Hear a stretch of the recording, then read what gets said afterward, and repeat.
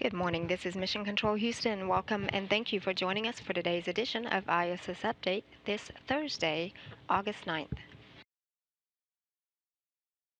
For those of you joining us now, we're coming to you live inside the International Space Station Flight Control Room, where the team has been monitoring the systems and the crew's activities aboard the International Space Station. This is the crew of Expedition 32. Leading the Orbit 2 team here in the Station Flight Control Room today is Flight Director Greg Whitney. Seen standing here in this scene in the blue shirt, and next to him is Capcom Anna Fisher, who is relaying all ground messages up to the crew.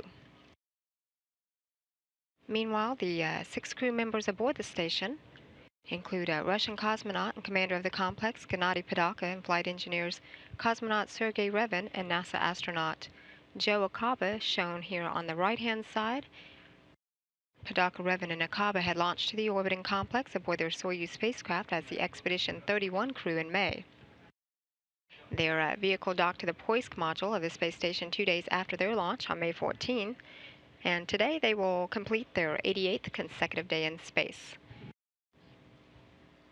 Joining them there on the left-hand side is cosmonaut Yuri Malenchenko, NASA astronaut Sunny Williams, and Japanese astronaut Aki Hoshide. Malenchenko, Williams, and Hoshide arrived at the International Space Station after docking their Soyuz spacecraft to the Rassvet module on July 16th. They're now in the middle of their 4th week in space. The space station with its crew aboard is flying at an altitude of about 250 statute miles.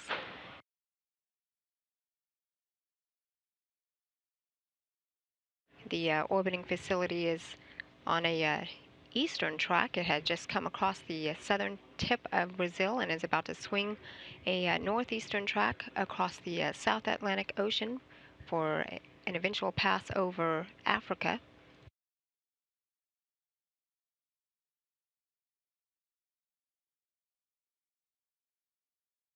The Expedition 32 crew kicked off their day early this morning at 1 a.m. Central Time.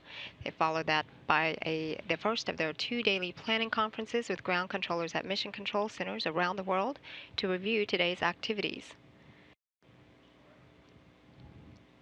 Today, aboard the orbiting complex, more robotics work takes center stage as flight engineers Joe Acaba and Aki Hoshide work together using the Japanese robotic arm, also known as the Remote Manipulator System, that is anchored at the Japanese Experiment Module, or Kibo, to unberth the multi-mission consolidated equipment from the exposed pallet and install it to the exposed facility unit number 8 of the Japanese Experiment Module's exposed facility.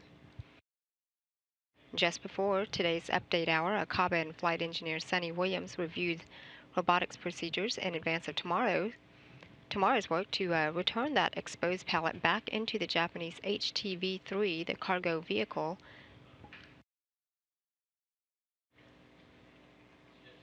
Then Williams and flight engineers Malenchenko and Hoshide will have a medical contingency drill a little after the hour.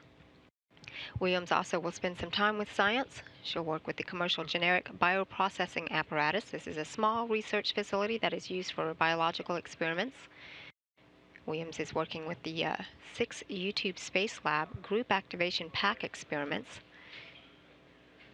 She will also then work on the burning and suppression of solids experiment. This experiment examines the burning and extension of characteristics of a wide variety of fuel samples in the environment of microgravity. Acaba, Williams, and Hoshide will conduct visual testing prior to complete eye exams that are scheduled later next week. Acaba is currently working to clean filters of bacteria within nodes 1, 2, and 3, also known as the Unity, Harmony, and Tranquility. And earlier this morning, flight engineer Japanese astronaut Aki Hoshide took some time out to talk with the Japanese Young Astronauts Club in Tokyo. And also today marks a special day for an honorary crew member aboard the space station, Smokey the Bear, who turns 68 today. Flight engineer Joe Acaba brought up a small plush Smokey Bear seen here in this picture.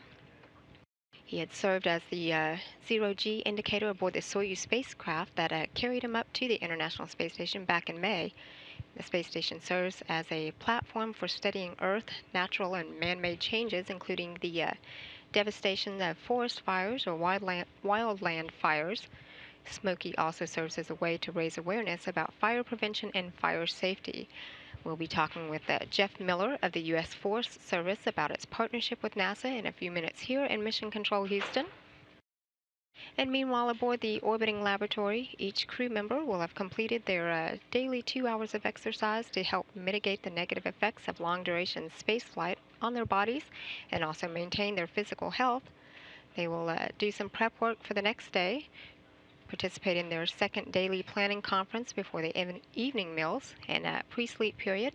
The crew is then scheduled to go to sleep at 4:30 p.m. Central Time. This is Mission Control Houston.